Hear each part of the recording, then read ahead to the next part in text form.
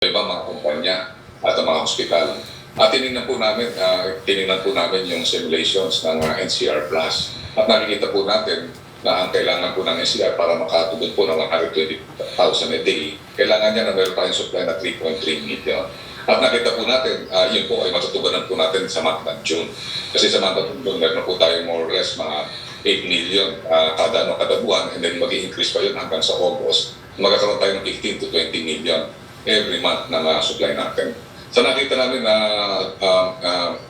Sir Nelo, ang po natin, sa simulation na ginawa namin, ilang pong vaccination center ang kailangan, ilang vaccine ang kailangan, at saka yung mga ancillary requirement na kailangan.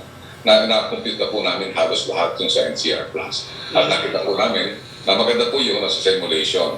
Doon makikita mo sa simulation, may mga mapapabagal tayo na mga tinatawag nating mga municipality at saka mga tinatawag na cities. Yun po, titingnan po natin, i-calibrate natin para sunod-sunod po tayo. So nakita namin doon sa simulation na ginawa namin, sa rate na ginagawa nila ngayon na vaccination, makikita na, na yung iba matatapos ng October, yung iba matatapos ng first quarter ng 2021. So ngayon ang ginagawa po ng private sector natin, mga supply chain na expert, kinakausap na yung buong NCR at saka yung anim na governor dito so within the area of Region 4A at saka Region 4A at saka yung Region 3. So sa ngayon, ang gagawin natin, Melo, talagang tuloy-tuloy ang simulation natin at magpo-full blast tayo this coming June 1 when we will open yung ating vaccination sa A4 at saka sa A5. Opo. So wala kayong nakita problema na kahit meron kakulangan ng bakuna sa world market, makakatugon pa rin tayo sa schedule? Ang nakita po natin, na-anticipate po kasi natin na Sir Melo, yung ibang countries, tatlong kanilang yung tatawag na portfolio. Ang ginawa natin, 7 portfolio ang ginawa po natin. Aside from there, ang ginawa natin, hindi natin pinamp ng COVAX para at least meron tayong flexibility na 44 million na this year. So sa aming computation, nandun na yung tawag natin yung possible slippage ng ibang manufacturer. Kung hindi mag-deliver yung isa, meron pa tayong 6 na reserva. So ganun po ang ginawa po natin, ang pinaka-threshold po natin. Basta po ang isang buwan, hindi po tayo bababa ng 10 million at saka hanggang 15 million hanggang 20 million, ay magiging maganda po at maayos po ang ating vaccination program. Kasi ang ating programa sa ating simulation, at least magkaroon po tayo ng 1 million to 3 million per week. Which is kaya po natin, kasi kinompute na po natin na kung 5,000 ang vaccination na center po natin, kailangan natin makagawa ng 400,000 a day na vaccination. Maraming salamat po. Have a nice day. Thank you, Secretary Harry, Secretary Vince, at Secretary Galvez. Thank you, Melo. Thank you, Secretary Galvez. Balik tayo kay Yusek Roque, please. Yes, from Laila Salaveria of Inquirer, you have mentioned in the past that the President hasn't filed the libel cases, but this is not the only way for the media to be harassed. What does the admin plan to do, if any, about findings of harassment and red tagging against journalists? Well, wala po akong alam na rinetag ang presidente, no? Ang presidente po sa tagal niya sa politika, alam niya kung ano talaga ang papel ng media, no? So hinahayaan niyang gawin ng kanilang mga katungkulan. Ang mensahe lang sa media, no? Siyempre, maraming mga maanghang na sinasabi labang kay presidente at paminsan-minsan sasagot mismo ang ating presidente, maanghang din. In the same way na hindi natin inaasahan maging balat sibuyas ang presidente, wag din balat sibuyas ang media kapag sumagot ang presidente. For Secretary Dizon, nasabi niyo na yung update about expansion of RT-PCR testing. Ang follow-up po niya, is there a higher daily target for RT-PCR tests? Yes, no, pinipilit natin umabot tayo ngayon ng mahigit 7,000 a day. No? Right now, ang peak natin ay umabot na ng 67,000. No? So, pipilitin natin. No? Pero, kagaya nga ng sinabi natin, is dahil sa kahirapan ng pagkukonduct ng PCR, lalo na sa time ng dumadami ang kaso at nagkakasakit ang ating mga medtechs at ang ating mga laboratory personnel, ang ginawa po, ang rekomenda po ng ating mga eksperto ay mag-deploy po tayo ng antigen test sa NCR Plus. At yun po ay ginagawa na natin mo. DOH Undersecretary Vergere said the high positivity rate could mean the DOH was not testing enough What is the NTF response to this? Yun nga po, no, kaya po pinipilit natin magtaas pa, pero kailangan maintindihan din ko no, na ang pagdami ng kaso ay hindi lang ang rason niyan ay dahil mataas ang positivity rate. No? Ang ibig sabihin nga po niyan is dahil sa dami ng kaso ng COVID-19, kailangan paigtingin natin ang lahat ng mga strategiya sa COVID response. At ang unang-unang pinaka-epektibong strategiya ay ang minimum health standards, ang pagsunod at pag-enforce ng minimum health standards at ang pagpapaigting natin ng ating detection, ng ating isolation at ng ating treatment. Na lahat naman po yan ay pinipilit nating paigtingin lalong-lalo na ngayon na tumataas ang kaso. Thank you, Secretary Vince. Okay, maraming salamat. Punta ba tayo kay Joseph Morong, please? GMA News. Hi sir, good afternoon po. Sir, short muna po sa inyo before I go to Secretary Dizon and Secretary Galvez. Sir, with regard to LCAP, would the President order itong sila General Parlade to refrain from issuing statements that are not aligned, particularly dito sa community pantries, that are not aligned with the palace position? Because there is a sentiment, I think, from the Senate, no? Si SP Soto says the program may be good, but we're having problems with the way certain officials are conducting themselves, so we may probably just replace the officials and retain the program. So question, sir, will the President order sila General Parlade to refrain from issuing particular statements? Well, siguro po kakausapin namin ni Secretary Anyo, si Secretary Delfin Lorenzana, no? Because that's the proper chain of command po. No? I think General Parlade reports to Secretary Lorenzana, and hindi naman po sikreto na may mga pagkakataon na pinagsabihan na ni Secretary Lorenzana na mag-ingat-ingat ng kaunti si General Parlade sa kanyang mga deklarasyon. And the statement, sir, do you agree with yung mga previous statements nitong sila General Parlade, the palace? Now, as far as the community pantries are concerned, malinaw po ang posisyon ng Presidente dyan, malinaw ang posisyon ng DILG, malinaw ang posisyon ng PNP. Let 1,000 community pantries bloom. Okay, sir, thank you. Can I go to Secretary Vince, please? Go ahead, please.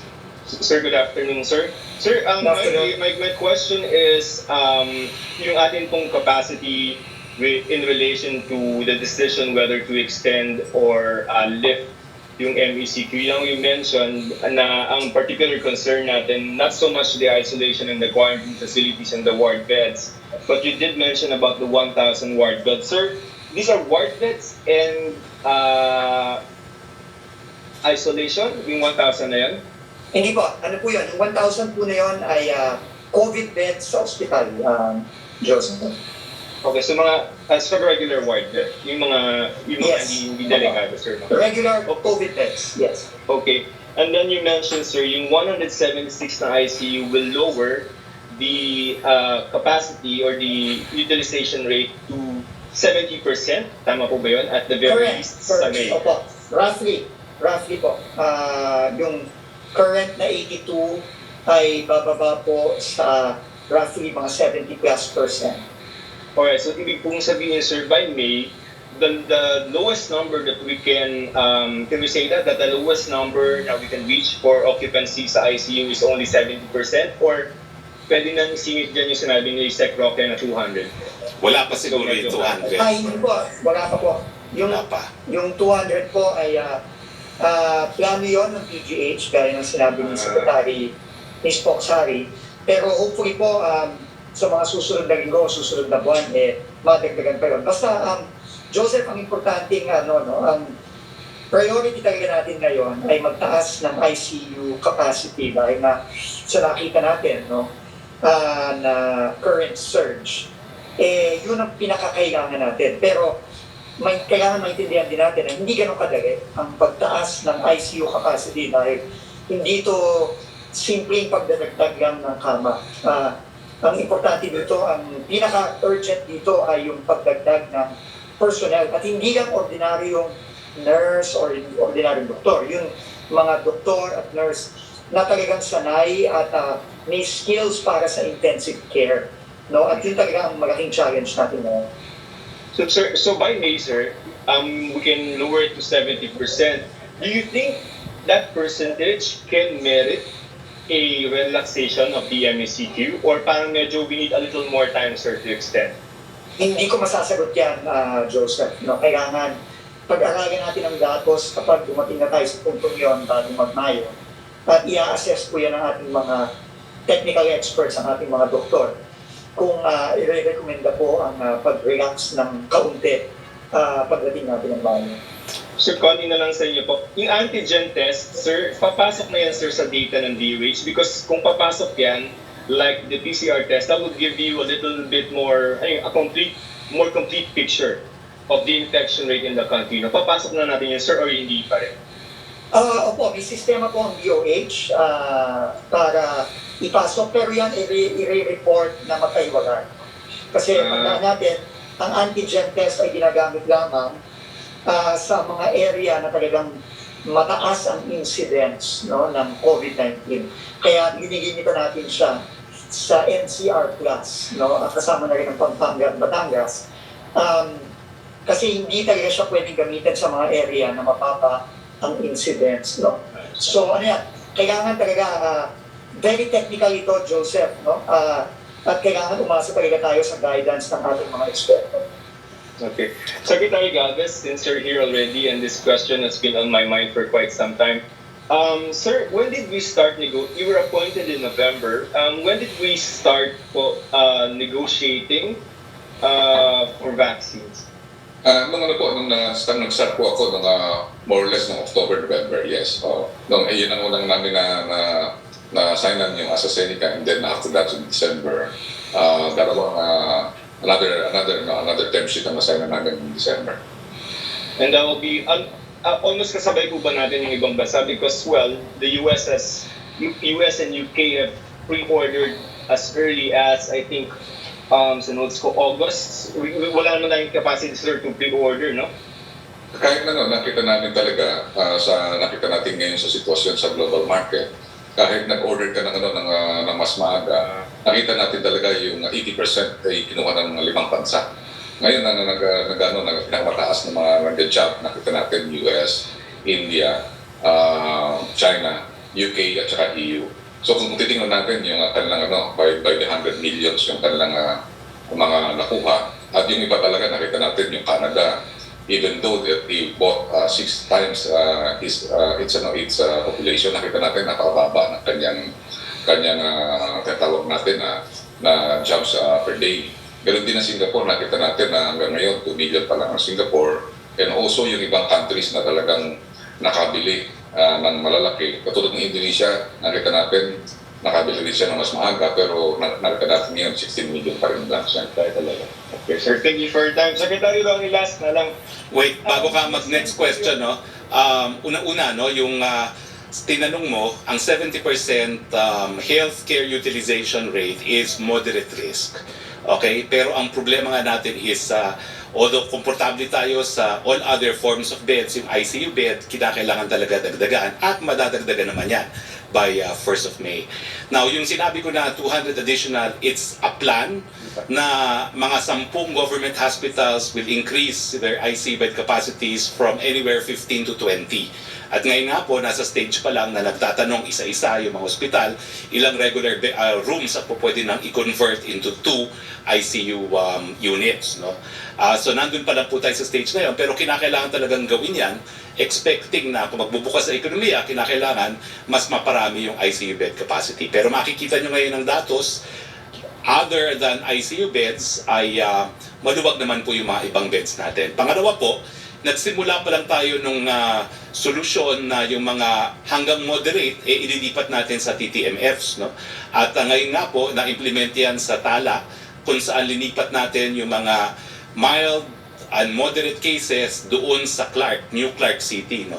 Siguro po, pag natapos na itong prosesong ito, ma-amend din natin itong ating mga datos para magkaroon ng reasoned decision ang IATF kung anong i-recommenda ng Presidente for end of the month. No? Pero yan po yung twin strategy natin, increasing the actual ICU bed capacity and yun nga po, yung triaging na yung mga mild, asymptomatic, up to moderate, po pwede nang ilipat sa mga TTMFs para ang mga hospital yung talagang mga serious and critical. Okay? So sir, yung 70% na ICU by May, hindi pa yan kaya na ibaba yung MACQ, sir, no? Hindi ko pa po alam, no? Pero ang formula talaga, 70% healthcare utilization rate warrants GCQ. Pero titignan mo rin yung daily attack rate at saka yung 2-week average attack rate, no? Sa tatlo kasi yung kinukonsidera. Sir, we extended yung ayuda by May 15. Hindi naman sir ibig sabihin yan, that's because we're prepared in our minds to extend the MACQ until May. Hindi po, kaya lang talagang mahirap po sa pandemya na magbigay ng cash assistance dahil iniiwasan natin ang pagtitipon-tipon. May mga, I can assure the mayors po, no, na when I earlier apologized na mabagal yung proseso, hindi ko po sinisisi ang LGU. Ang sabi ko po, talagang mabagal kasi nga po umiiwas tayo sa pagtipon-tipon. Wala pong sisihan yan. It's a statement of fact lang na kapag naman dinamihan natin yung mga pagtitipon-tipon, baka lalong magkasakit yung mga binibigyan ng ayuda. Thank you, sir. Thank you, Sec Vince, Sec Charlie. Thank you, Joseph. Punta tayo ulit kay Yusek Roque, please. Yes, question from Dreo Calonso ng Bloomberg for Secretary Galvez about Johnson & Johnson. Kailan daw po magkakaroon ng deal, to sign a deal with Johnson & Johnson, and for how many doses? Nakita po natin ngayon, baka end of this month, makakuha na po natin. I cannot reveal yung dose na mano natin, pero ano po natin na at least ma-negotiate po natin 5 to 10 million po. Opo, second question niya, kumusta daw po ang supply talks with Pfizer? And why did we increase our target number of Pfizer doses to 40 million? Is this realistic given global supply constraints? Yes, actually yung figure na yun, hindi po kami ang nag-dictate sila. Talagang nakita po natin na yun po ang allocation natin sa kanila. Kasi sa mga manufacturer, may mga countries na talagang binibigyan nila ng equitable access. So yung allocation ng 40 million, yun po ang pinaka-maximum na pwede po natin kunin. Initially po 25, pero nung nakita nila yung nakita nila na kapangangailangan natin at nakita nila ngayon na magkakaroon tayo ng surge, binigay po nila na yung top na 40 million. Kaya nakikita po natin, ang Pfizer po ngayon, tumataas po yung kanilang tinatawag na production na line. And then nakikita din po namin na pagka natapos po ang US by July, ay mag-i-ease out na ang tinatawag natin yung supply. Pero din po, ang nakikita po namin yung ibang countries, pagka natapos na rin po sila ng mga mid of the year, at mataas na rin po ang production sa kanilang countries, ay magkakaroon na po ng easing out ng tinatawag natin supply. It's very realistic na rin po. From Celerina Monte at Manila Shimbun, for Secretary Galvez, there were big companies daw po that signed a tripartite agreement with the government and pharmaceutical companies that allegedly ordered COVID-19 vaccine in bulk with the intention of selling them to other small firms at a much higher price. Nangyayari na raw ngayon yung pag-offer ng big firms to small firms. Is it true? Allowed ba ito? Allowed ba ang ganitong scheme? Or is it legal? Napaka-klaro po ang provisions po ng ating Republic Act o na National Vaccination Program. Nakita po ito na there will be no resale. Kasi dilingat natin, wala pong commercial terms in terms na dahil yung mga vaccine po natin ay emergency use pa lang po. Ang ginagawa po natin, inaalaw lang po natin na yung mga company, nagpo-pull in sila ng kanilang mga resources to buy the added volumes. Ang nagiging problema lang po dito, yung ibang mga workers ay talagang gusto nila pati yung pamilya nila magkaroon din po. Yun po ang tinatawag natin nagkakaroon ng pull-in na yung nagbabayad po yung mga workers na para sa pamilya nila para yung tinatawag na at cost. Kaya ngayon nag-usap kami ng NITAG at saka po ng private sector si Mr. Joey na ang usapan namin as much as possible ang lahat po ng vaccine including administration free po sa mga workers. Pero yun po, nakita po natin kasi yung mga ibang mga workers, para napaponsensya nila na sila yung walang, yung kanilang pamilya, walang protection, at saka sila may protection. Ang gusto nila, yung kanilang pamilya makasama. Pero hindi naman po makakaya ng isang private sector, lalo na po yung mga nasa medium merchandise lang po, at hindi po kaya pati po yung tinatawag natin na mga dependents. So yun, inaalaw lang po natin at cost.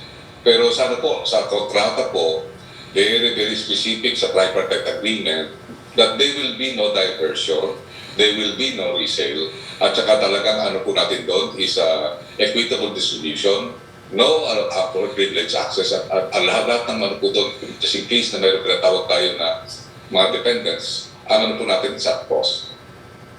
Opo. For Secretary Galvez po, tanong ni Chris Jose of Remate, may ulat daw po na bumagal na ang hawahan ng COVID-19 sa Metro Manila. Ayon sa Octa Research Group, bumaba ito ng 1.01 o halos 1% ang reproduction number ng COVID-19 sa NCR mula sa 1.16 noong nakaraang linggo. Bukod dito, bumaba rin daw po ng 7% ang average cases sa Metro Manila sa mga nakalipas na araw. With this, masasabi ba natin na after daw po ng April 30, kung saan magtatapos ang MECQ, ay pwede na isailalim ang NCR sa GCQ or sa MGCQ? Pareho po sila ng tanong ng Daily Tribune.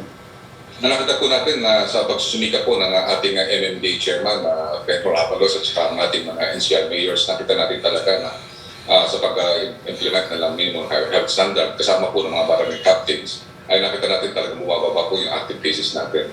Ang ma-advise ko lang is patuloy lang po talaga natin na implement ang minimum health standard. At the same time, yung aggressive testing at saka yung isolation at saka yung contact tracing ay talaga po natin paigtingin. Nandiyan po si Secretary Vince at talagang umiikot po kami sa buong Metro Manila para at least talagang magabayan at saka matulungan ang ating mga NCR mayors. And we're very happy. Hopefully, pag-uusapan po namin sa IATF kung ano po ang next na move po natin. At sinasabi nga po ni Secretary Vince, based sa mga datos, doon po tayo magagabayan kung ano po magiging ating quarantine control sa mga susunod pong mga buwan.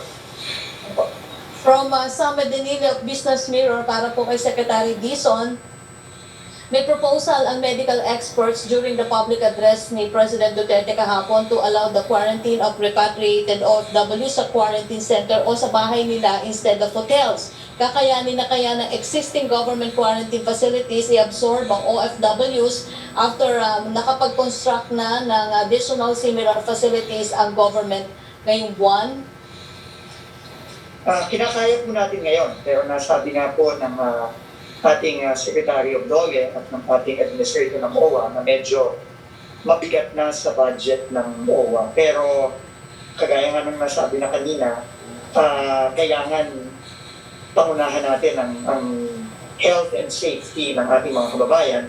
Kaya sa ngayon, hindi pa tayo ready na magrekomenda ng pagbabago sa ating quarantine and isolation protocols para sa mga umuuwing mga kababayan. From Neil Jerome Morales of Reuters News, Secretary Roque, is President Duterte attending the ASEAN Summit in Jakarta this weekend? If not, is Foreign Affairs Secretary Locsin or any official that will attend? Ang Presidente po hindi personally mag-a-attend, but I'm sure that our Department of Foreign Affairs will be there. What does the Philippines expect from the ASEAN Summit, especially on Myanmar? Well, kaya nga po magsasamit, no? Pag-uusapan po nila kung anong po pwedeng maging common position ng ASEAN.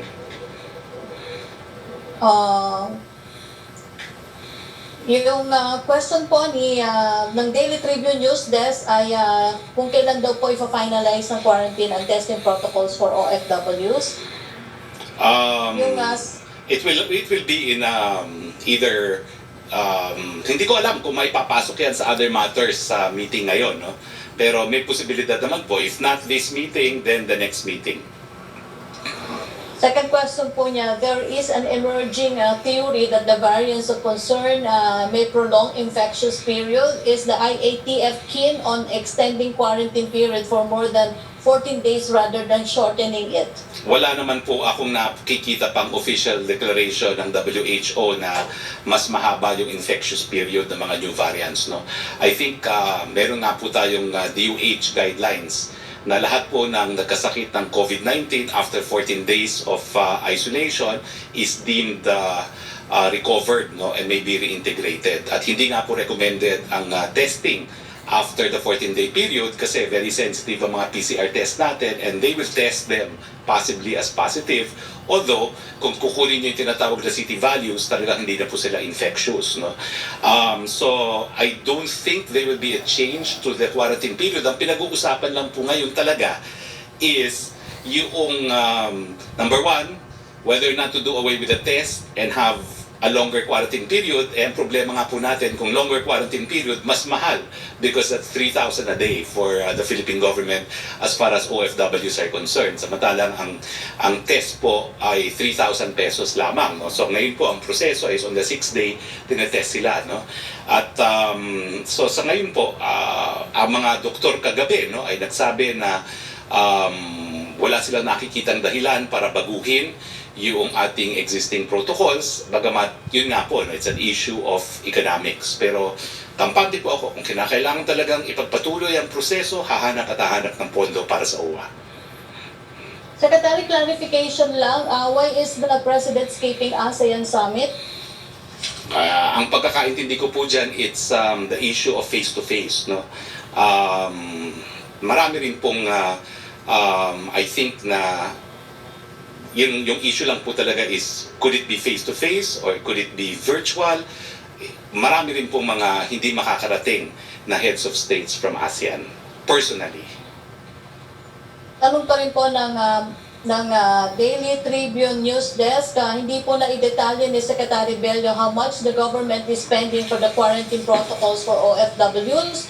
May we know the figures? Ito po ha, as of April 16, ang approved budget, ERF COVID-19, 6,157,000,000. Ang breakdown nito for quarantine hotel facility, 3,026,000,000. Transportation, 1.4 billion. Food and meals, 198 million. Cremation funeral services, 540 million. Total of 4,682,144. So meron pang balance as of April 16 ng 1.475 billion. No? Pero because of the prolonged quarantine, humihingi po ng additional 9,884,000,000 ang OWA. At of this amount, 10,626,370 will go to quarantine hotel and facilities. Opo. Secretary Galvez, if proven some companies will engage po ng diversion o sale ng vaccines to others, will there be penalty? Yes, definitely, kasi yun ang natin, yun ang usapan natin, tsaka breach of contract po yun. Nasa contract po na talagang walang resale, at tsaka at cost ang ano po natin. Yun po ang pinag-anaman po namin kanina sa NITAG na we are encouraging yung pinaka-main na ano po natin, negotiator sa mga tinatawag natin mga vaccine procurement. Dapat they have to police their own ranks. Pero nakita po namin na ano po talaga ang nakita namin sa ngayon na mga kontrata, it is in order. May mga iba lang talaga na nakita natin na gustong sakyan yung mga kontrata natin at nag-ano sila, nag-offer sila ng additional na tinatawag natin na added prices. Pero nung tinitingnan po namin, hindi po sila kasama sa mainstream na sa kontrata po na minimum po sa amin. So sa ngayon po talagang inano po namin, talagang tinitingnan namin na talagang yung kontrata na pinimahan ng tripartite ay talaga po masusunod. At nakita po namin yung mga kumirma ng mga doon ay talagang ang integridad ay hindi po magpapabaan po at tutularan po. Okay. Thank you very much, Secretary Galvez, Secretary Dizon, Secretary Roque. Okay, dahil wala na po tayong mga katanungan, maraming salamat po sa ating naging panauhin, Secretary Carlito Galvez and Secretary Vince Dizon. Maraming salamat sa ating mga kasama sa Malacanang Press Corps. Maraming salamat, Yusek Roque. No? Sa ngalan po ng inyong Presidente, ito po ang inyong Spokesman Roque nagsasabi, malapit na po ang katapusan ng ating paghinagpis sa pandemyang ito. Konting antay na lang po. Matatapos din po ito, makakabangon din tayo. Magandang hapon po sa inyong lahat.